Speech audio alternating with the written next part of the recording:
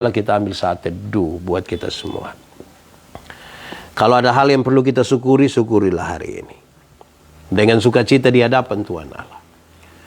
Kalau ada hal yang mestinya kita nyatakan sebagai pengakuan dosa kita, mari dengan jujur kita nyatakan itu kepada Tuhan sambil memohon pengampunan daripadanya. Tuhan Yesus baik, Dia menyertai, menolong, dan bahkan menanti kita dalam seluruh keadaan kita, baik atau tidak baik. Nikmati kebersamaan dengan Tuhan 1-2 waktu di malam penuh berkat ini. Sebelum kita tidur, kita berdoa dan kita mendengarkan firman Tuhan. Mari kita berdoa. Bapa di sorga, terima kasih banyak. Engkau baik bagi kami. Engkau luar biasa. Di waktu di mana mestinya kami beristirahat, Engkau masih memanggil sejumlah kami. Ratusan orang bersama-sama dalam ibadah ini. Dari Sabang sampai Merauke. Dari berbagai tempat di luar negeri, ini kalau bukan Tuhan tidak mungkin terjadi. Bersama seluruh jemaat Facebook, kami rindu sebelum kami istirahat. Tuhan nyatakan isi hatimu lewat pemberitaan firman malam hari ini. Biarlah kami belajar sesuatu daripadanya. Dari apa yang kami belajar, kami pakai itu dalam hidup kami tiap-tiap hari. Membuka jalan-jalan yang luas bagi kami.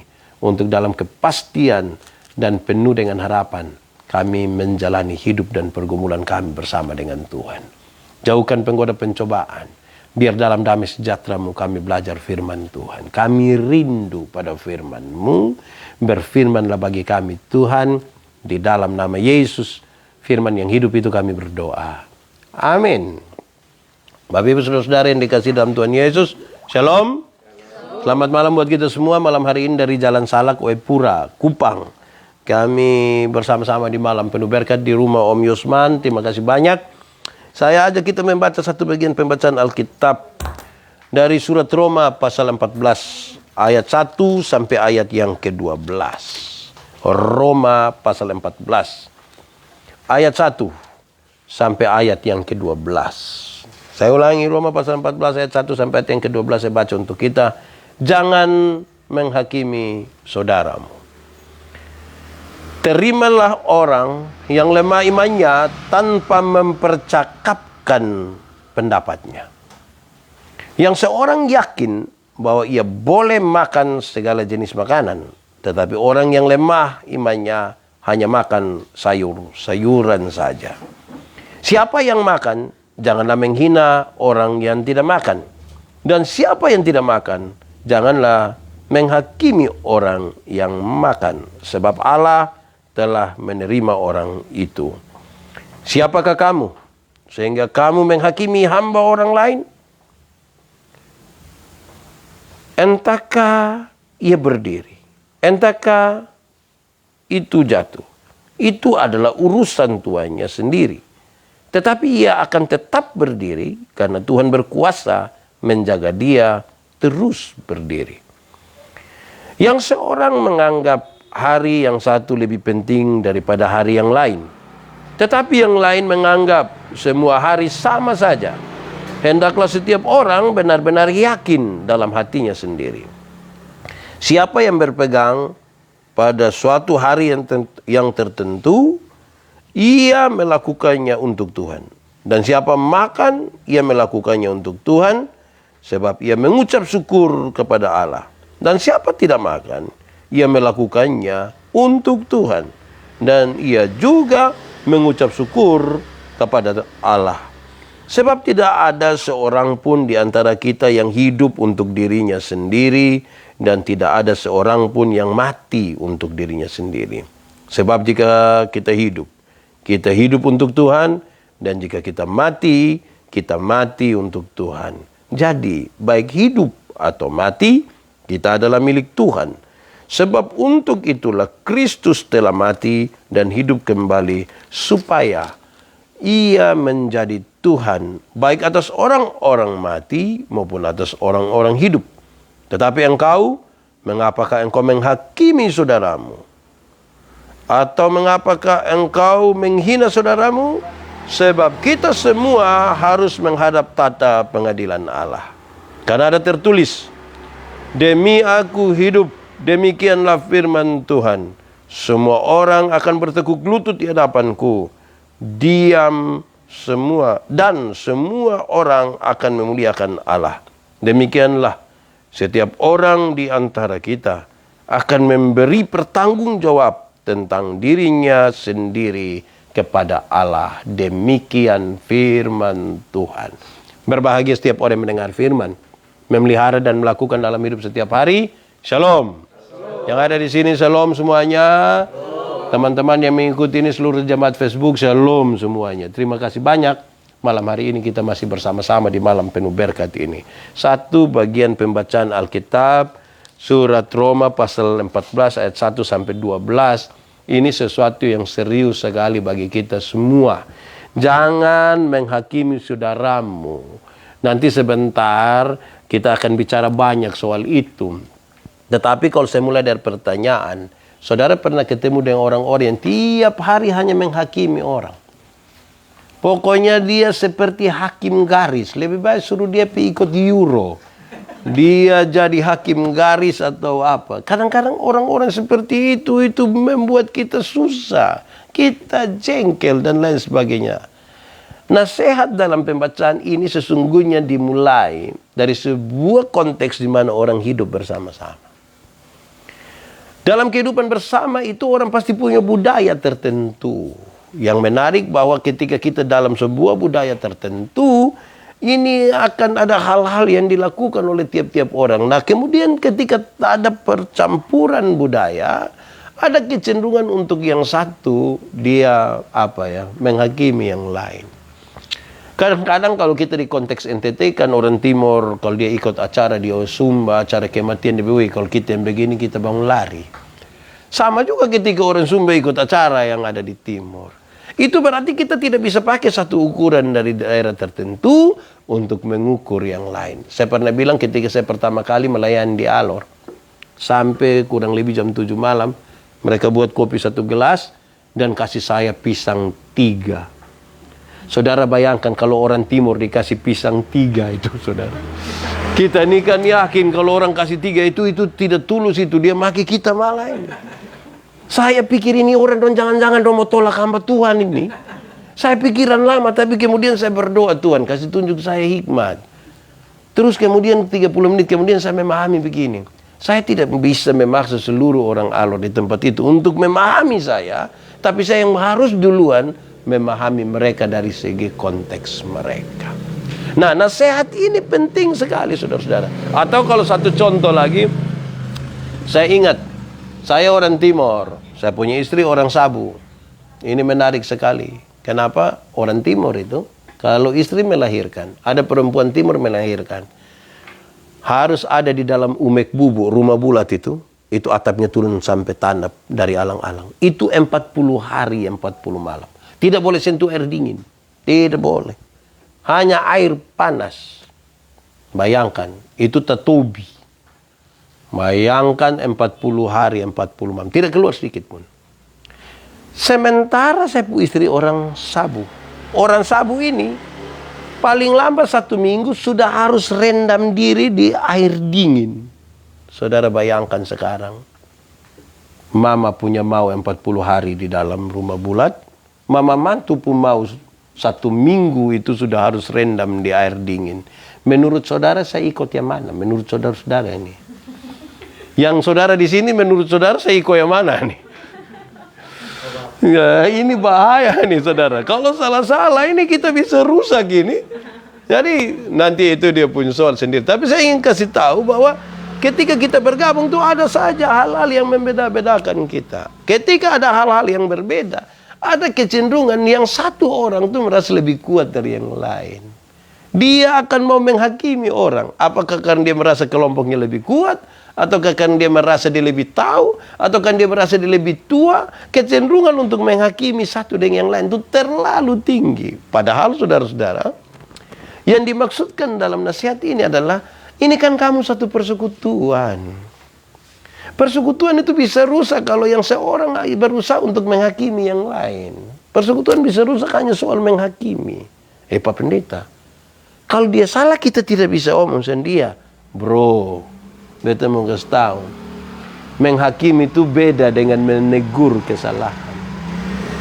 Untuk menegur kesalahan aku tidak harus menjadi musuhmu. Berarti waktu menegur masalah, menegur kesalahan, kita bisa duduk empat mata. Kita bisa bicara sebagai sahabat, sebagai saudara. Itu menegur kesalahan.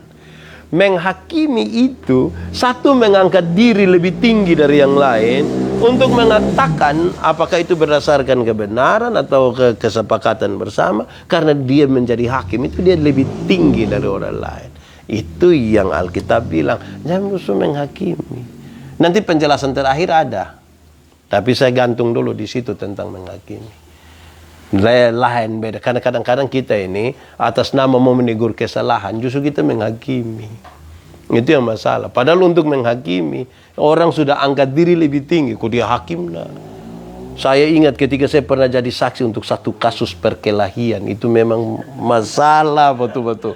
Saya jadi saksi waktu masuk disumpah. Setelah sumpah habis itu, terus hakim tanya, saudara tahu, saudara dalam keadaan sehat? Iya, saya sehat. Saudara tahu kenapa saudara dipanggil di sini? Iya, saya tahu, Pak. Coba kenapa saudara dipanggil di sini? Saya dipanggil untuk menjadi saksi kasus penganiayaan. Pak Hakim yang, apa? Kasus penganiayaan? Penganiayaan. Kau tahu arti kata penganiayaan? Saya bilang, tahu Bapak. Coba kau sebutkan. Dia arti. Saya penganiayaan, saya belum omong. Saya bilang, kalau tidak tahu jangan omong seperti tahu-tahu. Saya bilang, jadi saksi kena mas parak begini dari hakim. Apalagi kalau kita tersangka. Tapi saudara lihat, kalau jadi hakim tuh, orang biar jago karena ketika dia ada di tempat pesakitan itu, di kursi terdakwa, lihat hakim jago hilang. Ya ketika menjadi hakim, orang meletakkan diri agak sedikit. Lebih tinggi di atas orang lain. Itu nanti saya gantung dulu. Nah, saudara-saudara, nasihat ini tentang persekutuan.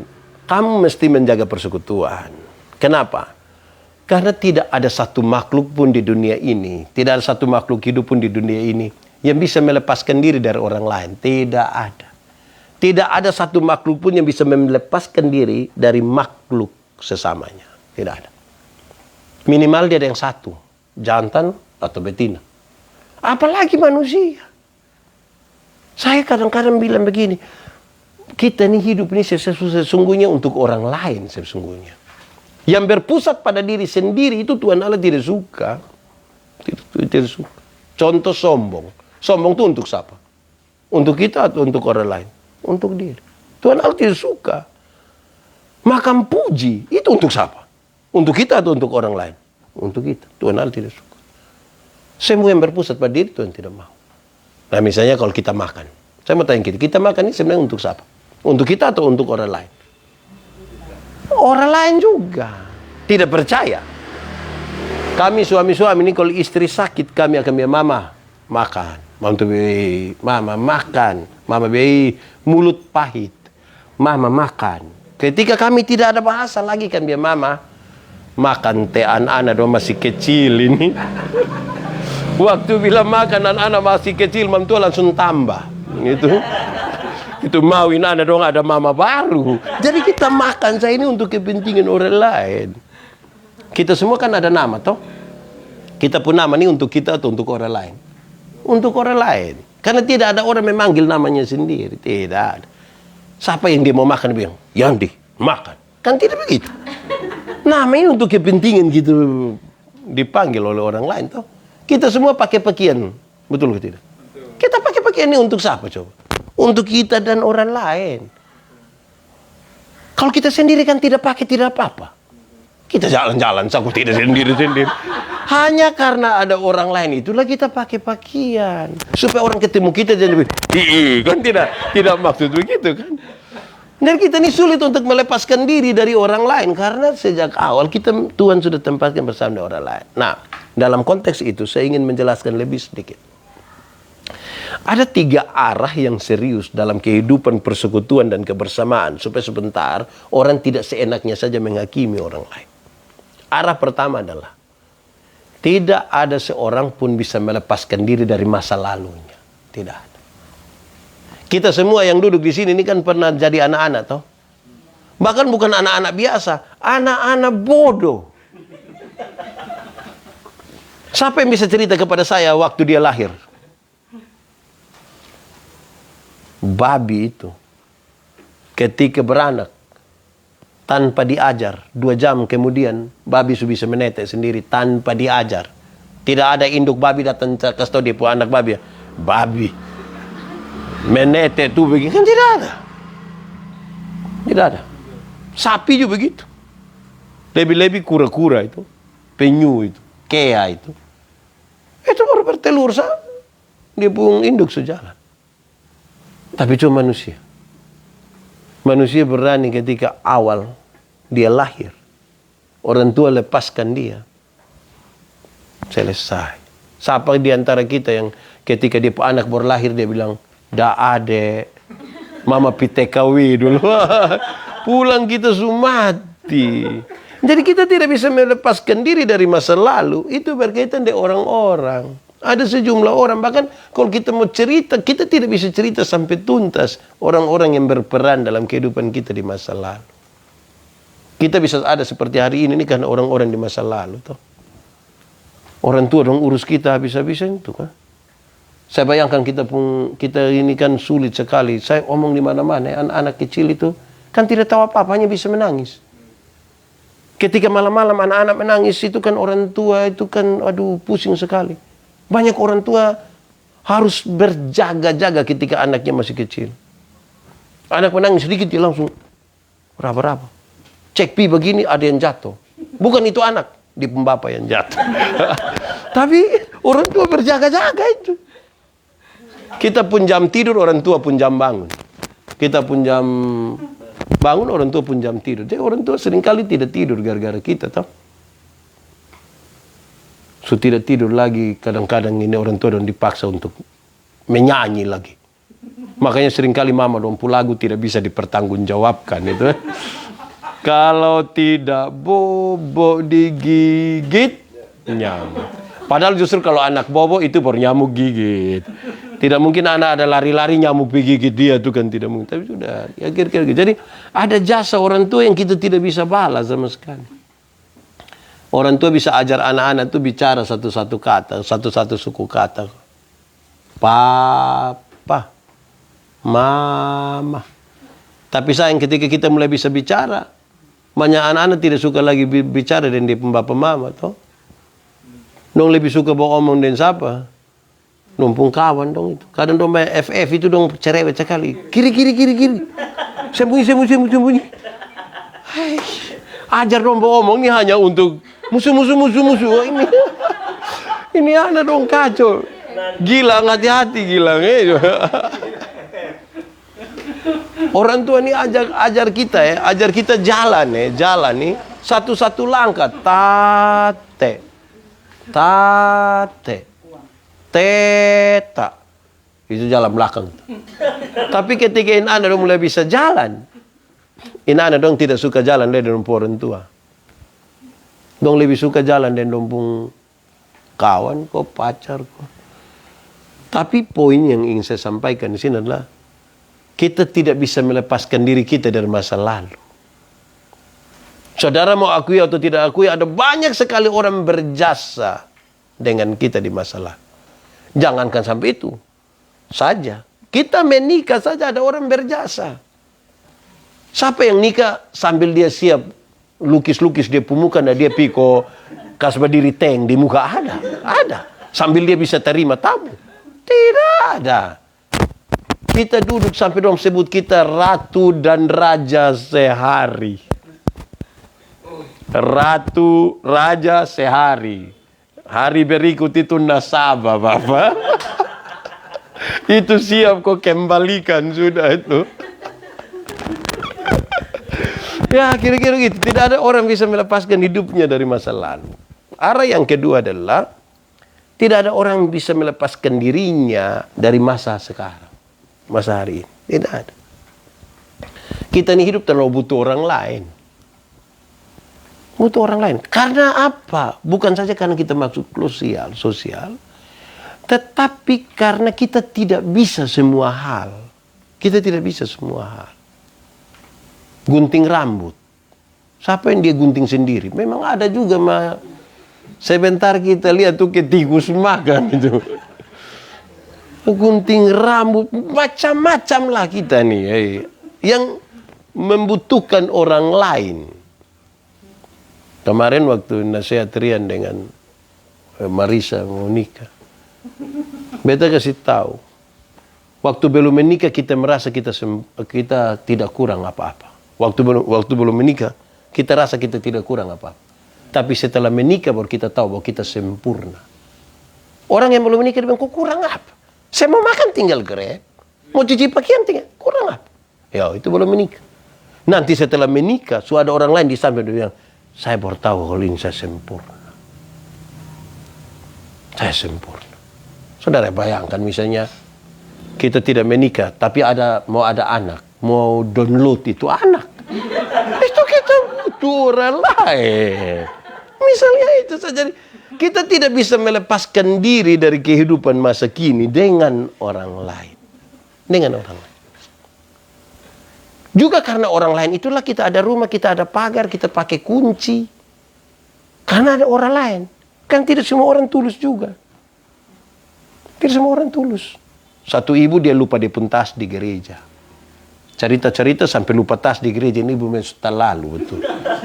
Terus dia pulang amit, ternyata pendeta yang ambil tas. Dia berdoa, Bapak pendeta, terima kasih banyak. Bapak sudah ambil saya pun tas. Bapak pendeta bilang, tidak ibu. Saya sesungguhnya hanya amankan saja. Kenapa? Karena untuk beberapa orang, ini sebagai jawaban doa mengkali dia. Jadi tidak semua orang tulus. Tidak semua orang tulus di situ. Tidak semua orang tulus. Tapi kita tidak bisa melepaskan diri toh dari kehidupan dari orang lain toh. Makanya ketika ada anak-anak sekarang mau urus nikah misalnya dan dia mau lepaskan diri dari orang tua dong, susah. Kalau orang tua bilang kamu diam-diam situ, kami urus. Yang terakhir arah di mana orang tidak bisa melepaskan diri dari masa depan. Saya mau tanya kita, Bapak dong ada tahu nanti siapa yang urus Bapak dong pumayat waktu mati, ada tahu? Atau ketika nanti kita sutua kok kita pun kaki dong soalnya bisa jangan tahu nanti siapa yang akan koko kita. Kasnapi ambulans menuju Fatukoa. Sahabat, tidak ada yang bisa tahu. Dalam kaitan dengan itu pun kita bukan saja untuk diri sendiri, tapi kita mewariskan sesuatu di masa depan itu untuk anak-anak. Alkitab bilang begini, nama baik lebihlah berharga daripada harta kekayaan. Nah, saudara tahu, orang tua mewariskan kepada kita. Bahkan kalau memang miskin sekali kau tidak bisa wariskan apa-apa, minimal dia lagi mewariskan nama baik untuk dia anak-anak. Supaya orang tahu, ini siapa anak? Oh, ini Pak, memang lupa bapak itu orang baik. Minimal itu. Ini tidak setengah harta, lekas setengah nama puruk lah ini. Kasihanlah. Minimal nama baik. Karena nama baik itu lebih berharga dari semua. Kita tidak bisa melepaskan diri dari masa depan.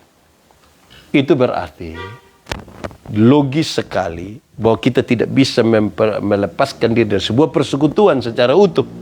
Baik masa lalu, baik masa kini, baik masa depan. Berdasarkan itu nasihat firman ini muncul.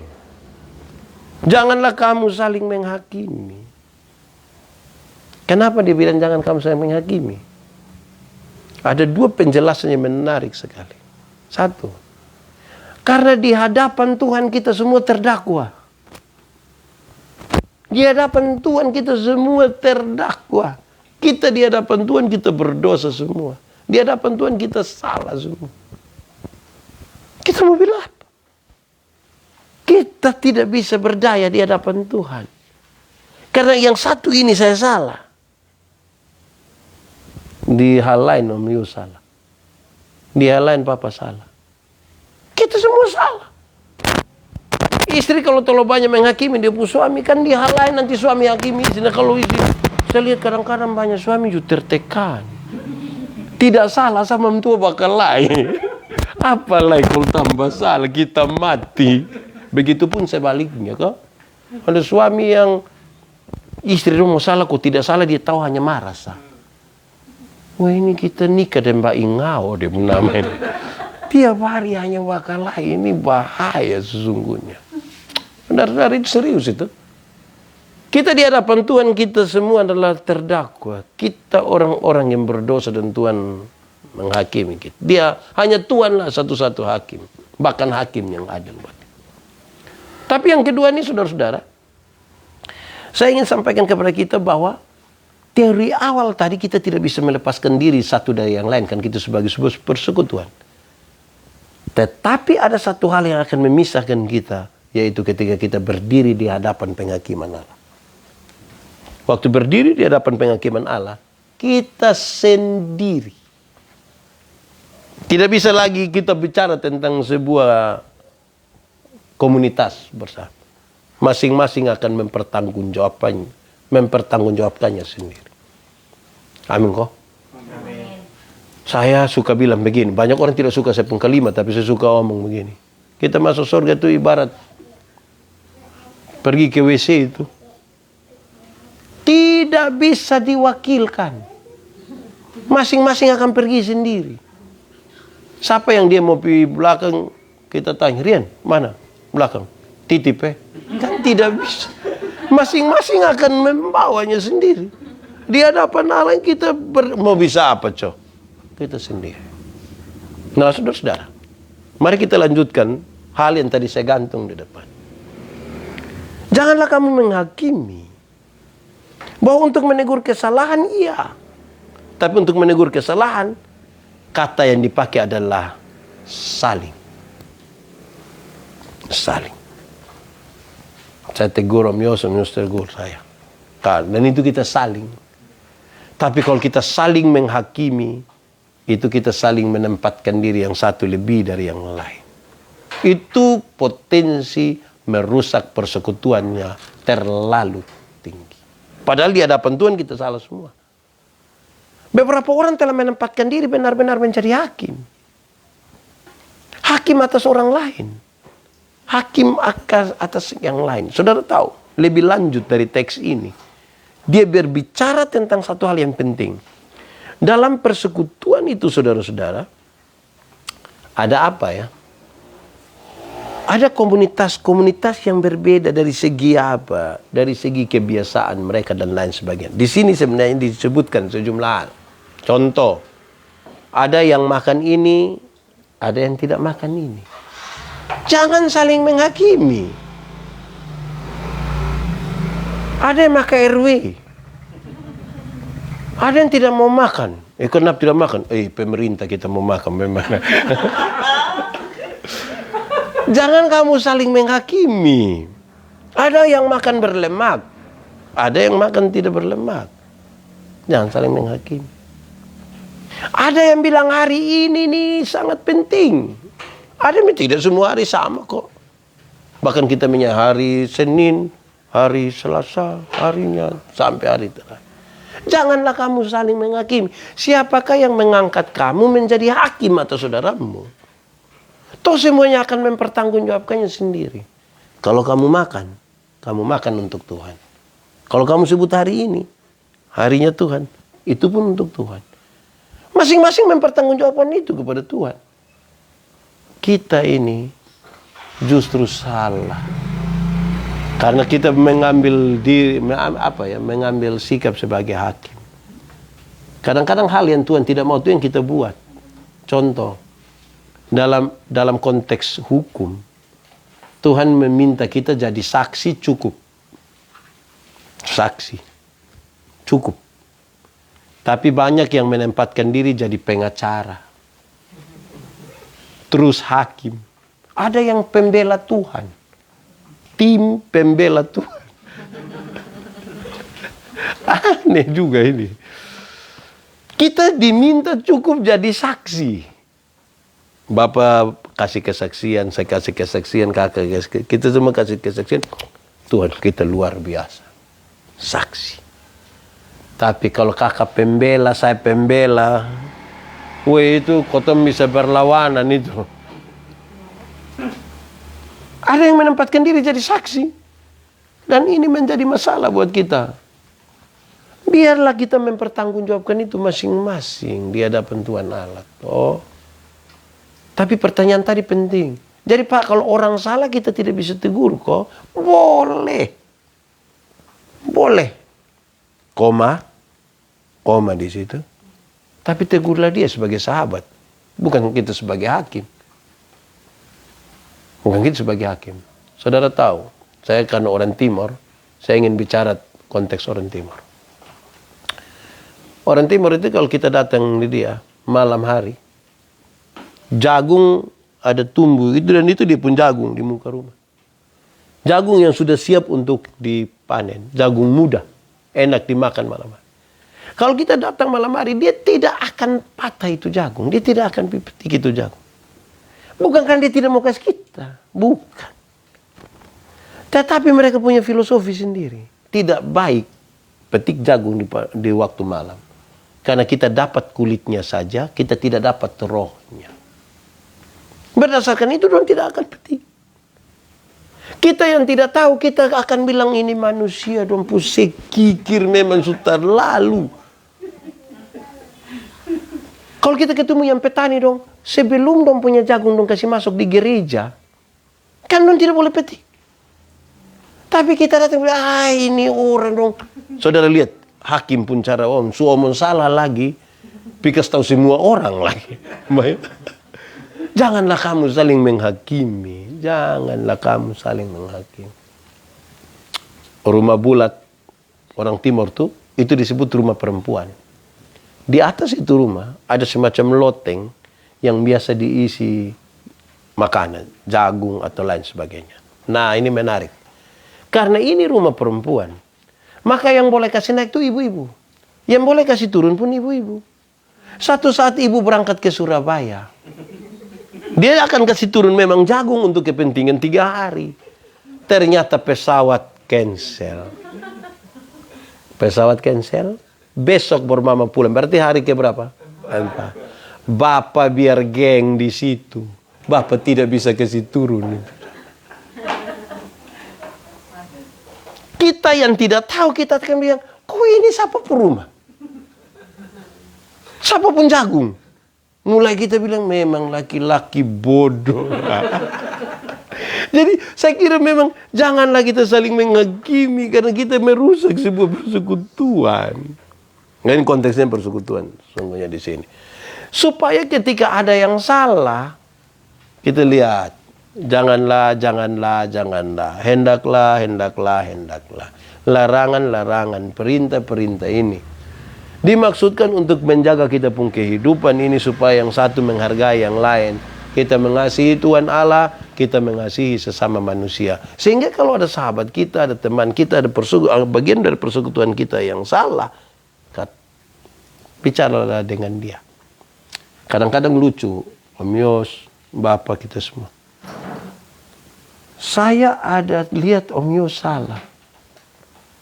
Dari segi doktrin kah, dari segi apa? Bukan saya omong deh Om Yos, saya omong deh orang lain. Padahal Alkitab kasih nilai. Kalau ada saudaramu salah, bicaralah dengan dia 4 mata. Kalau belum bisa, tambahlah orang. Nanti kalau tidak bisa baru kumpul semua jemaat ke omong. Oi, kita tidak. Ada saudara salah, ini kita bukan omong dan dia, kita omong di media sosial. Saya kira itu berat tuh. So omong di media sosial lah baru pakai suruh like, subscribe lah ya. itu motivasi bermasalah itu. Bicaralah dengan dia. Yang bicara ini persis seperti ada orang punya kotoran di hidung, bukan kita kasih tahu dia, tapi kita kasih tahu orang lain.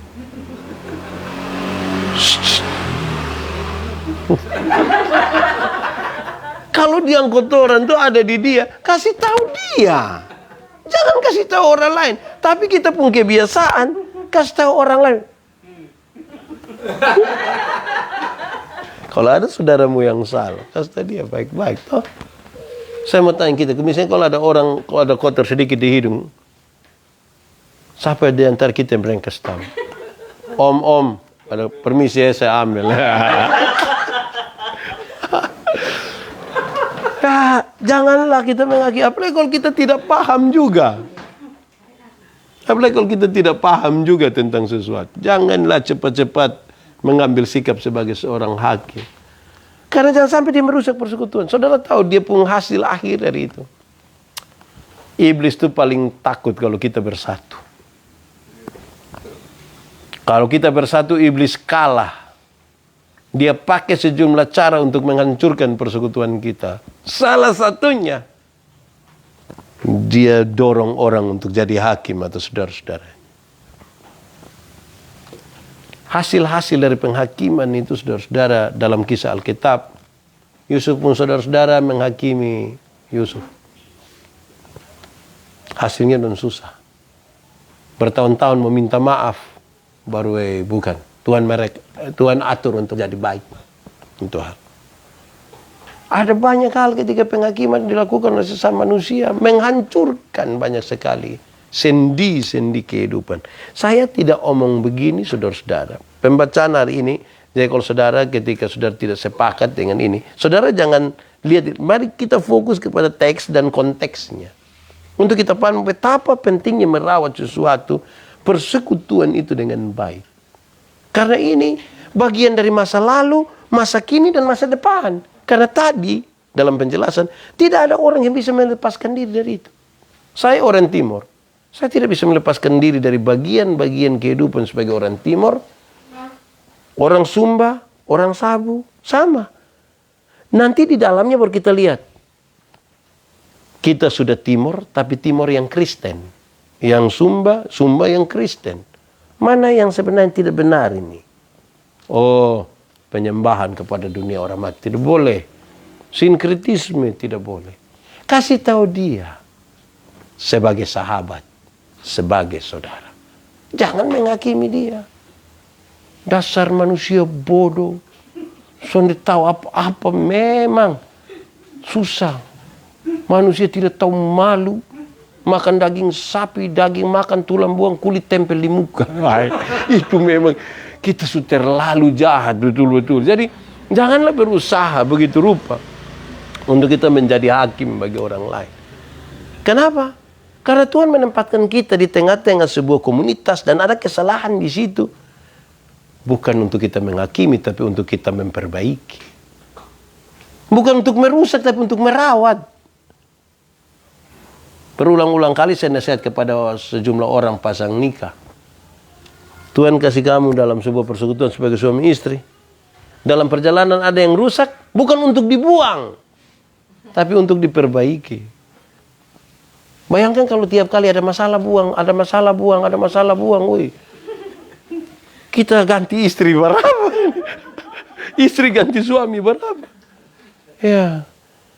Selitu hai, karena orang yang menghakimi orang lain sesungguhnya dia hanya melihat dari luar saja tanpa mengetahui kebenaran sesungguhnya. Saya kira memang terima kasih. Kita butuh tahu filosofi apa sampai orang ambil sikap tertentu. Ada sesuatu di balik dong punya itu. Ada sesuatu di situ. Saudara, saya ingat saya masih ada satu tempat. Ketika teman-teman orang mau pergi melayani di situ. Ini orang dong, saya marah sekali. Tamu yang datang 36 orang, saya marah dong sekali. Kenapa saya marah?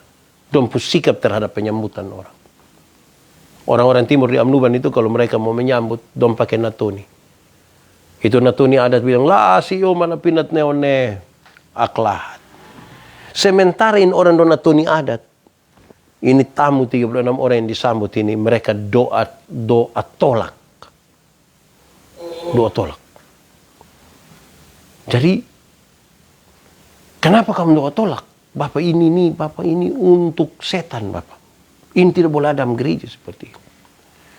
Yang buat saya marah itu adalah 36 orang itu, kira-kira 30 orang timur dari itu kampung. Itu yang saya marah. Lu mengerti itu kalimat kok tidak? Yang dong narasikan dalam bahasa itu tadi. Lasi mana pinat neone aklat. Itu kalimat artinya begini. Peristiwa hari ini lebih panas dari yang paling panas. Lebih terang dari yang paling terang. Apa yang bisa lebih panas dari yang paling? Yang paling panas itu matahari. Yang paling terang itu matahari. Apalagi yang bisa lebih tinggi dari yang paling panas itu? Apa? Pencipta matahari. Karena dia bilang, karena Tuhanlah kita bisa berjumpa hari ini. Kamu bisa doa tolak. Kamu otak itu. Kamu sudah bangun dan menghakimi orang secara salah. Yang susahnya harus kamu yang cerita saya. Kan kamu dari kampung.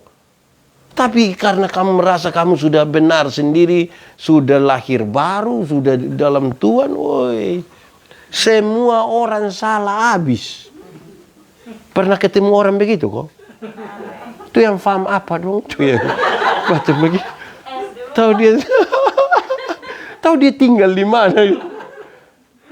Itu bermasalah, saudara. Karena itu, mari kita bisa pakai cara-cara yang, karena kita tidak terlepas dari banyak orang. Saudara tahu, ketika kita berjumpa dengan banyak orang dalam satu waktu tertentu, apalagi waktu itu panjang, sudah pasti ada sistem yang dibangun. Pasti ada sistem kan?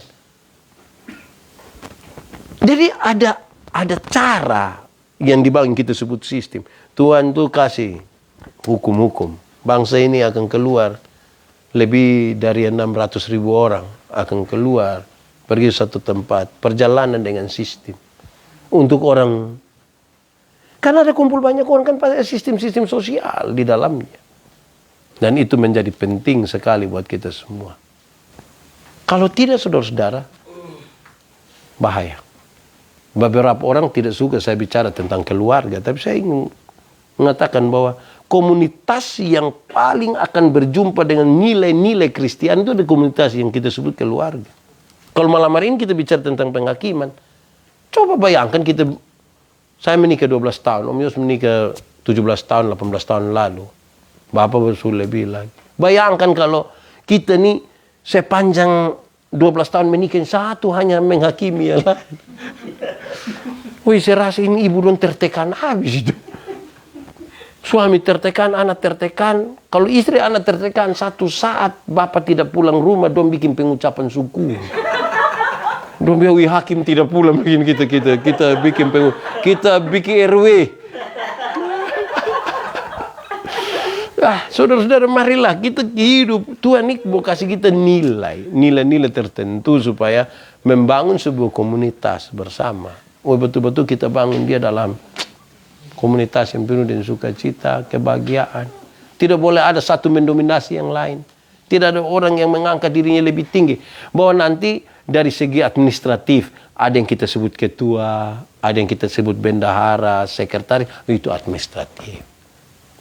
Tapi status sosialnya mestinya kita tempatkan dia di hadapan Tuhan itu secara sama, beriman. Saya rasa itu hidup akan aman sekali. Karena itu tidak boleh ada orang mencari popularitas dengan apa? Dengan jabatan kedudukan. Apalagi kalau dia bersifat sementara. Saya jadi anggota dewan itu misalnya 5 tahun. Wih, pas habis mau ke mana? Saya bupati, wakil bupati, saya wali kota, wakil wali kota, 5 tahun. Baik kalau sebelum pensiun mati, itu dia mati dalam jabatan. Tapi masih hidup-hidup terus berhenti, woi. Kalau kita taruh penghormatan ada di atas itu semua, saya kira kita tidak dihargai oleh banyak orang. Karena tadi komunitas sosial itu yang sangat penting mestinya dalam kita pun kehidupan. Nah, bagaimana Tuhan itu yang kita taruh di situ. Nah, saudara-saudara, kadang-kadang memang kita pembakal lain ini ada 3, soal makan minum, soal hari, dan soal doktrinal. Dan itu kadang-kadang membuat sebuah persekutuan besar menjadi rusak. Hari ini konteks bergereja kita ada di situ juga. Satu gereja menghakimi gereja yang lain. Satu pendeta menghakimi pendeta yang lain. Satu alasan untuk nama kebenaran, kita bebas untuk menghakimi. Saya kira berita ini menjadi penting bagi kita. Untuk kita datang menyapa sebagai sahabat. Kan kita punya sistem nih jelas yang Tuhan bangun buat kita. Kalau ada saudaramu salah, kasih tahu dia. Segala macam. Itu sudah sangat baik. Tuhan ketika dia mau atur sesuatu bagi kita, dia tahu dia pembaik mana. Bagaimana menurut Pak Pendeta profesi hakim? Oh iya, ini yang dimaksud dengan menghakimi ini bukan karena jadi hakim.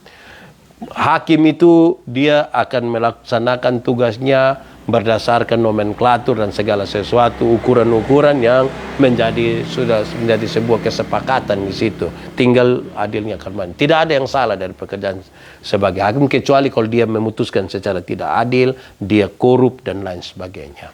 Tapi persoalan malam hari ini, janganlah kemudian kita mengangkat diri kita untuk menghakimi semua orang, seolah-olah kebenaran itu ada pada kita. Padahal untuk hal-hal itu Tuhan menjadi hakim satu-satunya atas kita. Di hadapan Tuhan, kita semua dalam tanda petik, kita semua terdakwa. Kita mempertanggungjawabkan apa yang kita hari ini kita yakini di hadapan Tuhan. Masing-masing kita, cara-cara kita, semuanya. Terima kasih banyak. Penghakiman juga karena kita selalu berpikir yang kita buat adalah benar dan yang orang buat adalah selalu salah. Ya saya kira seringkali itu terjadi begitu. Jangankan soal penghakiman, Ibu Lin. Kadang-kadang soal kebenaran itu berkaitan dengan kalau pas dengan saya itu berbenar. Kalau tidak pas dengan saya itu salah. Pertemanan pun demikian. Sulit sekali kita membangun pertemanan dengan orang-orang yang berbeda pendapat dengan kita. Sulit sekali. Sekarang sudah lebih luas lagi. Bukan soal yang pas dan benar, salah itu dianggap salah. Bukan. Sekarang yang kulit putih justru bakawan sendiri dengan kulit putih. Yang badan gemuk dong sendiri dong bakawan. Yang tarik rambut sendiri.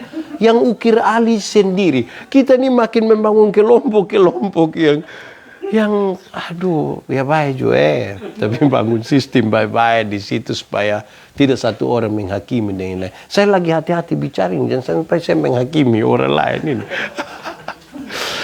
Saudara-saudara, semoga saudara diberkati malam hari ini, di malam penuh berkat. Benar sekali jabatan itu hanya sementara saja. Ada juga yang gunakan jabatan untuk ujaran kebencian. Banyak.